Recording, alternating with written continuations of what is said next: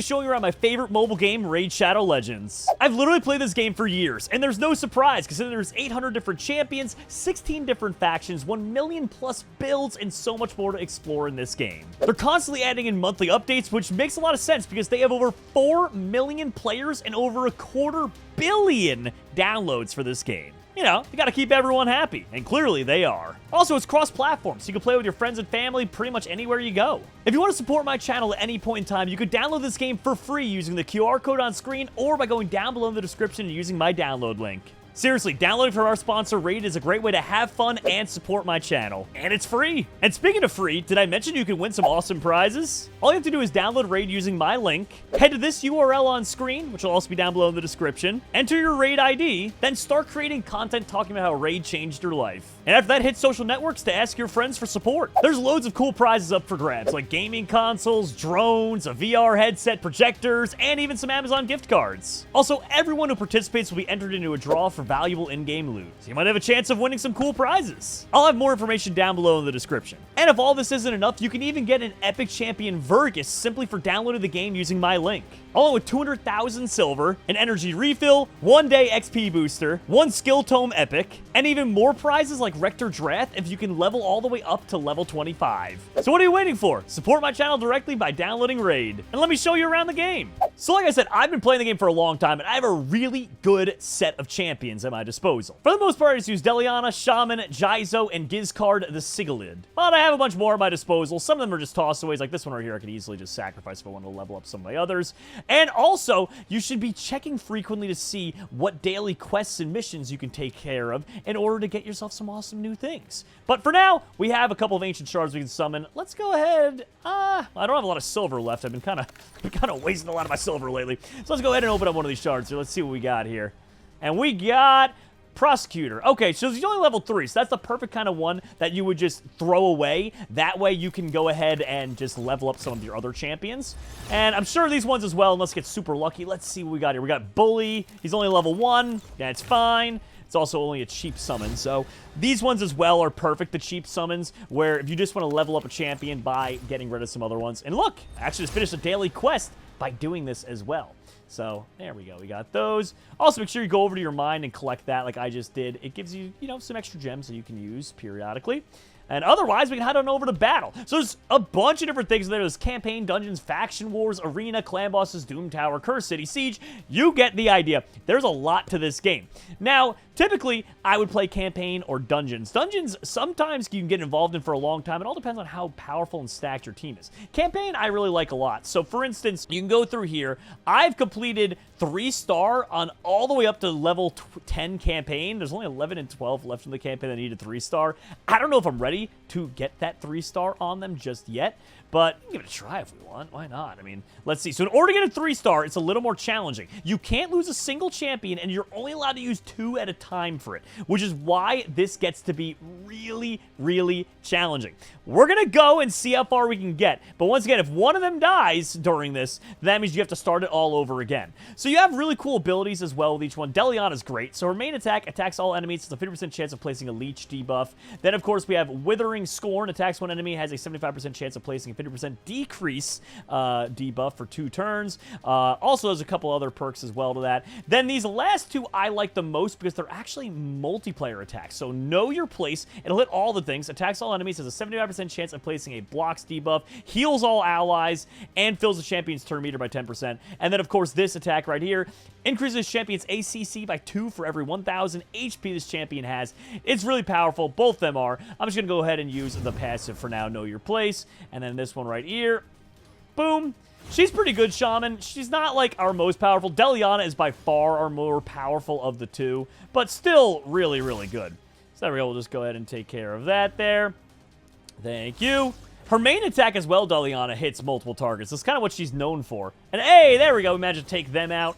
So pretty much you just play through all these different levels of the campaign, and each one does, in fact, get harder and harder. So you got to be ready for that. And of course, there's a giant boss battle at the end, so you know that's always going to be a struggle for us. Can you, take that one out there? Thank you, Shaman. And blasted. Get out of my arena. Now we're on a level 2 of this campaign right now. Let's see if we can shred them. Ooh, we're doing good stuff here. That's what I'm talking about. Taking them out left and right. All right, that's fine. You want to hit me with that giant scimitar? Fine. Do your worst. You're nothing. You got nothing on us, pal. Okay, let's go here. Passive. We can even turn it from 1 times to 2 times. And if you want, if you're ever, like, in the mood to not, like, actively play, you can just turn on auto mode. They do a good job for you, usually. Oh, man, we're getting poisoned up a storm here. But there you go. See, you can run auto if you'd like. I personally like to manually play typically. But, like I said, there's circumstances, like, let's say you're taking care of something on the side, and you're just like, I gotta pay a little bit more attention to my work or something. Then, you know, put it on auto and just ride through. Totally works. They did a great job with that programming.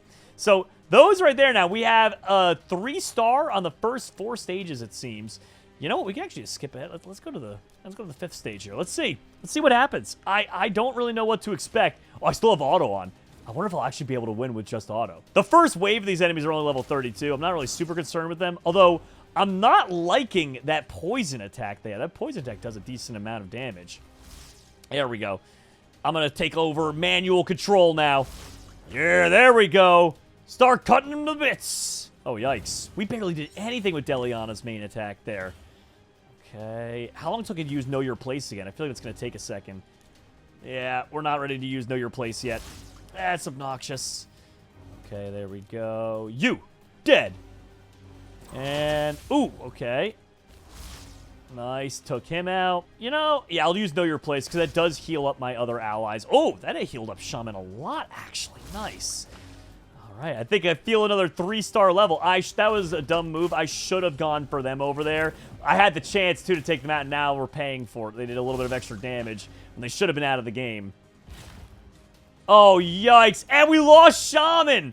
See, that's the challenge of all this. So there's no point in me seeing it through, because unless I can do it without losing a hero, that means I don't get the 3 stars. So clearly, I gotta do a little bit more training or even changing out the artifacts on my character if I want to actually beat that. So it's challenging, the campaign. It's a lot of fun. I would suggest doing it. Now, the arena is really cool. You get to play against players from all around the world. So let's face off against you, Jaden 2007. Oh, he has level 30s only. I actually feel bad about this. I'm pretty sure we're about to absolutely crush Jaden. This is a good way, though, to get yourself some extra perks and also feel good about yourself and see how you stack up against the competition from all around the world.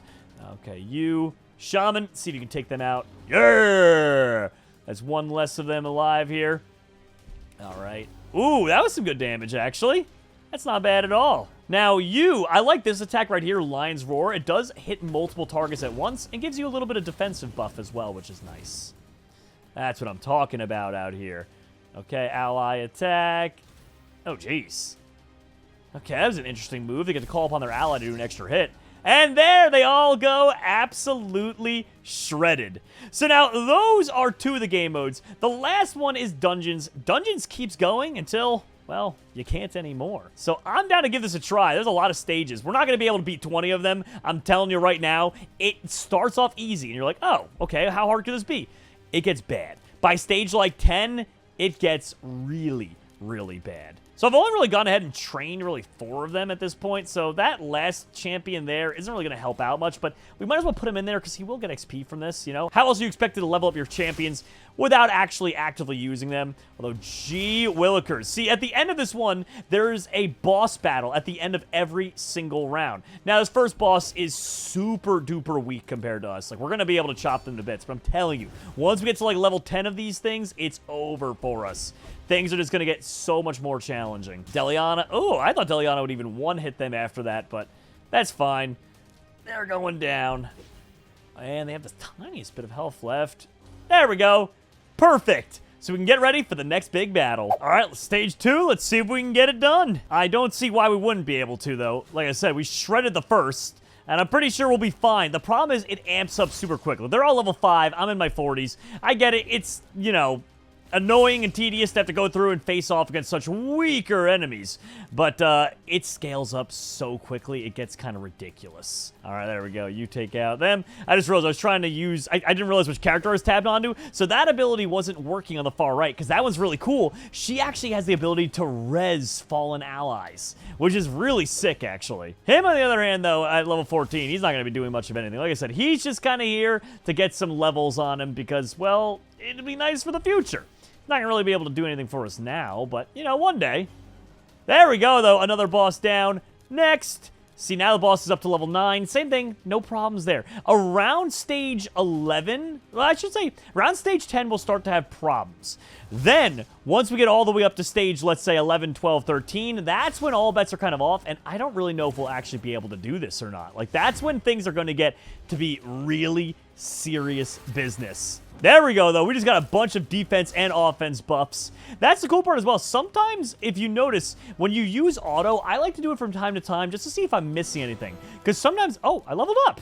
Hey, there we go. But sometimes I'll be like missing a strategy or something that I could be doing better. Like for instance, if you notice, I didn't have a lot of buffs before I was doing the auto. Now, all of a sudden, I'm getting buffs left and right. And that just means that maybe I should look a little more deeper into one of my champions and see what it is attack-wise that I'm missing that is causing those problems for me. Either way, though, their guards are now level 11, as you can see, so that's always interesting. Also, one fun thing as well to note, and reason why it's good, even if you don't think they're going to do a lot of damage, instead of not putting on that 5th member to your team, like for instance, right now, level 14 is not going to do a lot of damage. However, he might have different types of buffs or things that I could use that'll help my other allies. So while he might not be able to do a lot, if he has a buff that, let's say, adds defense to my allies, or perhaps it would add like a more higher crit hit chance, you know, that'll help us out tremendously. So it's something to consider when you're selecting your team. Ooh, all right. It was a big tower guy. See, now the front Guardians are level 12. They were only level 4 not that long ago. So we got a little bit of a ways to go here, but we should be fine. A lot of this is going to be able to be pretty easily autoed through, I think. Yeah, like that right there. Shouldn't be any real problems, but we'll see. There we go. Ooh, watch out. Decrease AOC, whatever, that's fine. Yeah, we're fine. Look at all these buffs we're going to be getting now.